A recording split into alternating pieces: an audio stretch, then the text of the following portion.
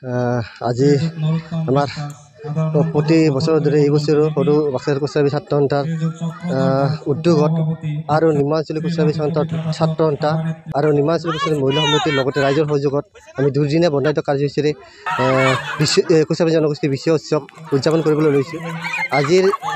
আজি প্ৰথম দিনৰ কাৰ্যসূচী হিচাপে আছিল আমাৰ পতাকা উত্তোলন। তাৰপিছত আমাৰ চিলাৰাই প্ৰতিষ্ঠান মাল্যাৰ্পণ, শ্বহীদ বেদীৰ মাল্যাৰ্পণ।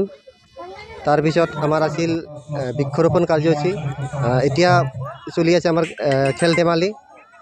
তাৰপিছত সন্ধিয়া থাকিব আমাৰ নৃত্য প্ৰতিযোগিতা স্থানীয় নৃত্যশিল্পীৰ দ্বাৰা। আৰু লগতে অহাকালি আমাৰ আবেলি জ্যেষ্ঠ নাগৰিকসকল সম্বৰ্ধনা কাৰ্যসূচী।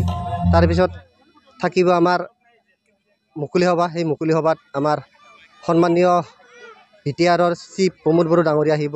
তাৰপিছত থাকিব আমাৰ BTRৰ সন্মানীয় EM গৌতম দাস ডাঙৰীয়া, KCৰ চিফ জীৱেশ ৰায় ডাঙৰীয়া, KCৰ GM প্ৰণৱজ্যোতি বৰ্মন ডাঙৰীয়া, আৰু লগতে থাকিব সন্মানীয় ব্যক্তিসকল আৰু এই অঞ্চলৰ বিভিন্ন ছাত্ৰ সংগঠনৰ নেতাসকল থাকিব। আৰু মুকলি সভা শেষ হোৱাৰ লগে লগে ঠিক আমাৰ ৰাতি 9 বজাত সাংস্কৃতিক সন্ধিয়া আছে। সেই সাংস্কৃতিক সন্ধিয়াৰ বিশেষ আকৰ্ষণ থাকিব কুচৰাবী জনগোষ্ঠীৰ জনপ্ৰিয় কণ্ঠশিল্পী প্ৰীতম কোচ আৰু ডিজল কোচৰ গীতৰ শৰাই। এইখিনি আমাৰ কাৰ্যসূচী হয়।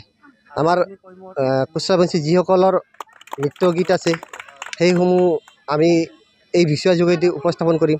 আমাৰ যিবিলাক কুচৰাবংশী জনগোষ্ঠীৰ আমাৰ সাজপাৰ হওক, আমাৰ ভাষাই হওক, আমি এই বিষয়ৰ যোগেদি আমি আমাৰ ভাষা আছে, যি আমাৰ সাজপাৰ আছে, সেই সাজপাৰ আমি প্ৰদৰ্শন কৰাৰ কাৰণে উপস্থাপন কৰাৰ কাৰণে আমি চেষ্টা কৰিম। যোৱা কিছুদিন আগত পেহেলগামত হোৱা জম্মু কাশ্মীৰ পেহেলগামত হোৱা ঘটনাত আমি সদৌ বাক্সা জিলা কুচৰাবংশী ছাত্ৰ সন্থাই দুখ প্ৰকাশ কৰিছোঁ।